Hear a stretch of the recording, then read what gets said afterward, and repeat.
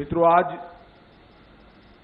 इस क्षेत्र के लिए और पूरे राजधानी के लिए एक बहुत बड़ा अवसर है कि मोदी जी ने राजधानी को जो स्वच्छता के माध्यम से कूड़ा मुक्त करने का संकल्प लिया है, इसकी ओर हम आज और कुछ कदम बढ़कर आगे निकल चुके हैं। आज लगभग हर रोज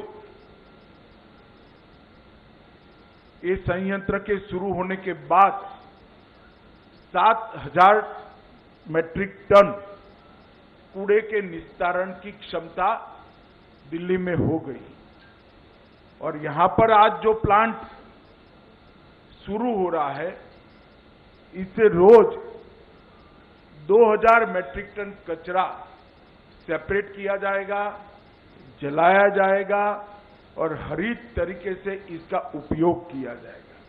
और इसके साथ साथ बिजली का निर्माण भी होगा, जो लगभग 25 मेगावाट तक ग्रीन एनर्जी दिल्ली को देने का काम करेगा।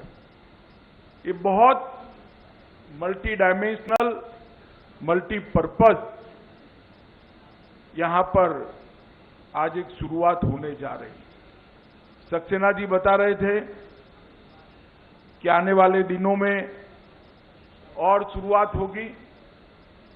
ऑलरेडी अगस्त 2024 तक नरेला में 3,000 metric ton waste to energy plant का निर्माण का आयोजन हो चुका है और वो 3,000 होने के साथ ही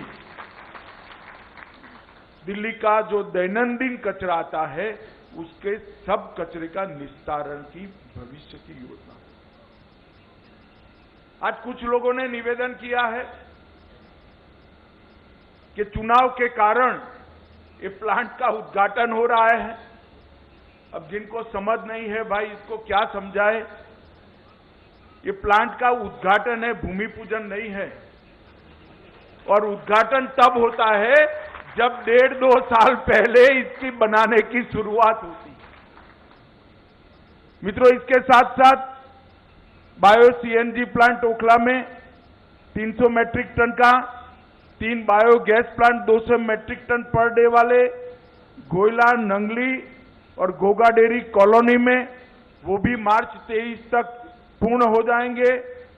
और 8 मटेरियल रिकवरी फैसिलिटी जो 175 मीट्रिक टन पर डे की कैपेसिटी की है, वो भी शुरू होने वाली है। एक प्रकार से पूरे दिल्ली को कूड़ा रहित बनाने का जो काम मोदी जी ने दिल्ली नगर निगम को दिया था, मैं दिल्ली की जनता को भरोसा दिलाना चाहता हूं कि फिर से जब भारतीय जनता पार्टी चुनकर नगर निगम में आएगी, उसके पहले ही इसका पूरा प्लानिंग होनी चाहिए।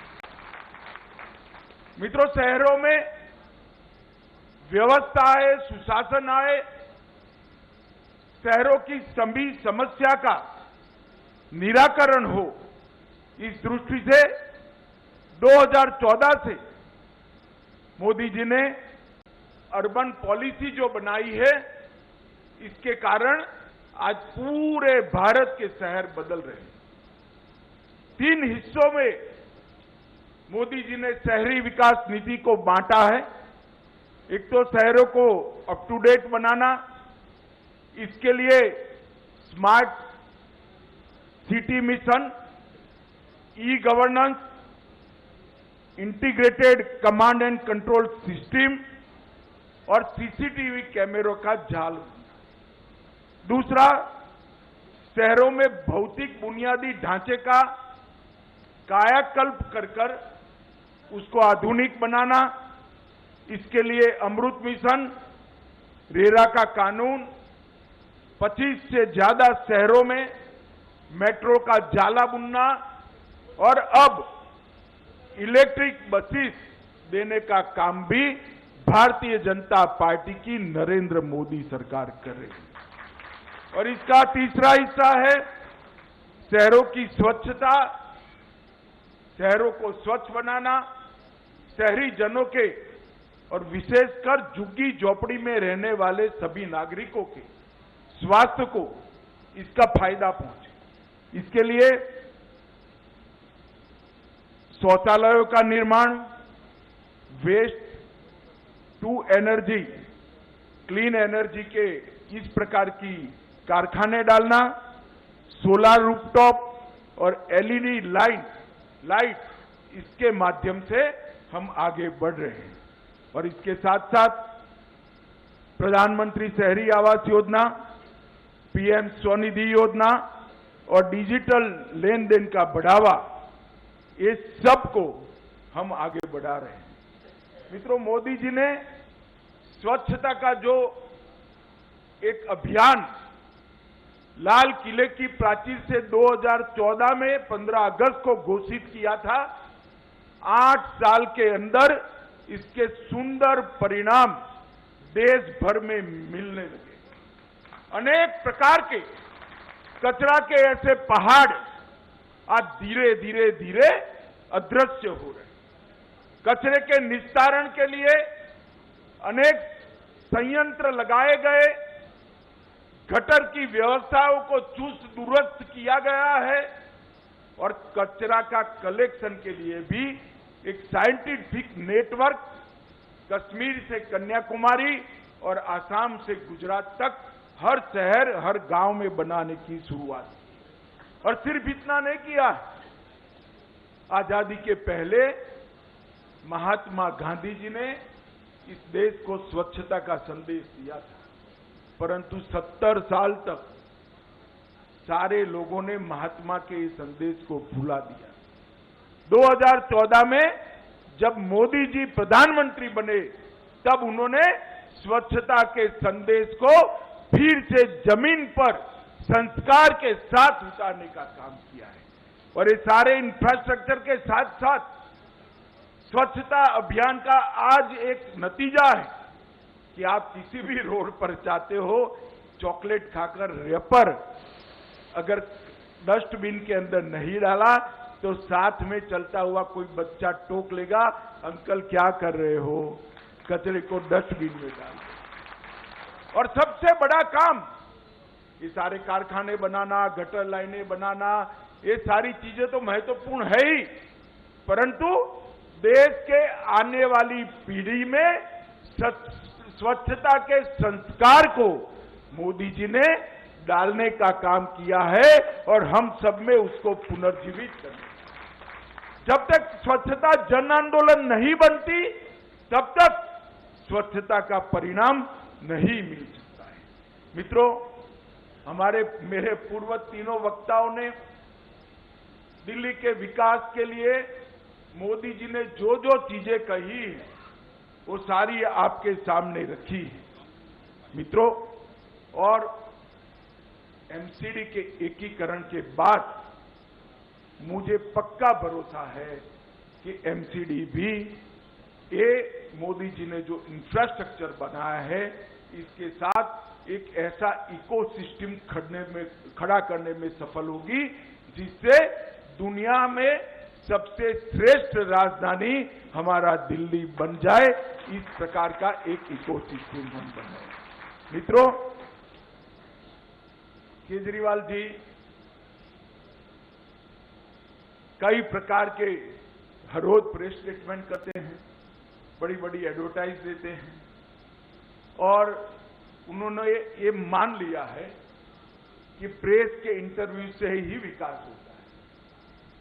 उन्होंने ये मान लिया है कि एडवर्टाइज देने से देश की जनता भ्रमित हो सकती है। मित्रों, ये भ्रम 5 साल चल सकता है, 7 साल चल सकता है, मगर धीरे धीरे जनता जानती है। मैं आज दिल्ली की जनता को इतना ही कहने आया हूं, ये आप पार्टी जो है वो दिल्ली को आत्मनिर्भर बनाना चाहती है, हम दिल्ली को आत्मनिर्भर बनाना चाहते हैं। दिल्ली की जनता ने तय करना है कि आप निर्भर दिल्ली चाहिए या आत्मनिर्भर दिल्ली चाहिए। और केजरीवाल जी, आज मैं एक बात यहां से पूछ कर जाता हूं आपको, दिल्ली नगर निगम 3 बने थे, क्यों एकीकृत करने पड़े, क्यों एक बनाना पड़ा? क्योंकि इनके बकाया 40,000 करोड़ से बड़ी राशि आपने दोयम दर्जे का व्यवहार कर नगर निगमों को नहीं दी, जिससे नगर निगम काम करने की स्थिति में नहीं रहे। मित्रों, मैं इतना ही पूछना चाहता हूं, नगर निगम को जो उनका बकाया देना है वो देना चाहिए या नहीं देना चाहिए? आप जोर से बताइए। ये दायित्व दिल्ली सरकार का है या नहीं है? इस प्रकार की छोटी राजनीति कर दिल्ली की जनता के साथ द्रोह करने का काम आप पार्टी की सरकार ने किया है। मगर मित्रों, मैं आपको विश्वास दिलाना चाहता हूं कि आप जरा भी चिंता न करिए। भले दिल्ली में आप पार्टी की सरकार हो, ऊपर नरेंद्र मोदी की सरकार है, दिल्ली का कोई काम रुकने वाला नहीं। कई सारे फ्लाईओवर लगाना, कई सारे रोड बनाना, कई सारी टनलों को बनाना, दिल्ली के लिए कई प्रकार के वेस्ट टू एनर्जी जैसी फैक्ट्रियों का गिफ्ट देना और कई सारे बंडर जिसको कह सकते हैं। मैं उद्घाटन करने गया था, 150 टन स्क्रैप से एक बहुत बड़ा पार्क बना है और कचरे को कंचन में कैसे तब्दील कर सकते हैं वो एमसीडी ने यहां पर कर बताया है। और मित्रों, 11 करोड़ रुपए की कमाई आज तक वो पार्क ने कर दी है, 11 करोड़। एलईडी की सोलर पावर के लिए भी ढेर सारी सब्सिडी भारतीय जनता पार्टी की मोदी सरकार ने दी है। और मित्रों, अंत में मैं इतना ही कहना चाहता हूं, हम विज्ञापन की राजनीति को विकास की राजनीति से आपको चुनना है, वो आपको नहीं। विज्ञापन की राजनीति को दिल्ली की जनता पसंद करती है या विकास की?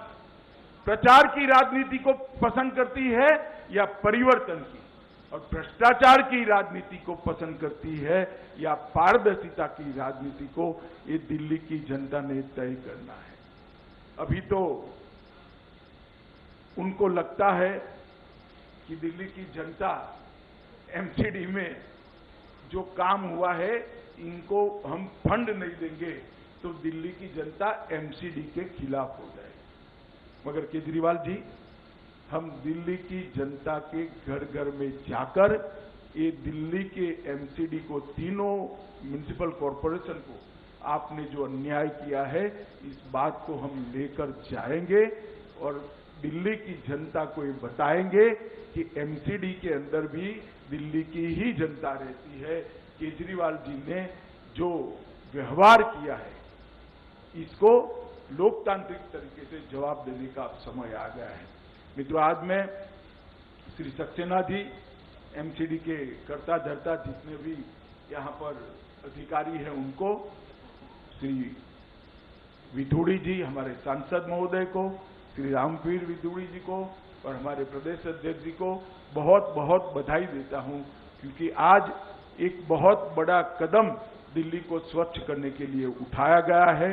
और मुझे पूरा विश्वास है कि 2025 आने के पहले दिल्ली का जितना दैनंदिन कचरा आता है, सारे कचरे की प्रोसेस की व्यवस्था एमसीडी के माध्यम से हम खड़ी कर पाएंगे और फ्यूचर में, भविष्य में इस प्रकार के कचरे के ढेर, कचरे के पहाड़ कभी नजर नहीं आएंगे। हमारी दिल्ली सुंदर होगी, इसका मुझे विश्वास है। आप सभी का धन्यवाद कर मेरी बात को समाप्त करता हूं। वंदे मातरम।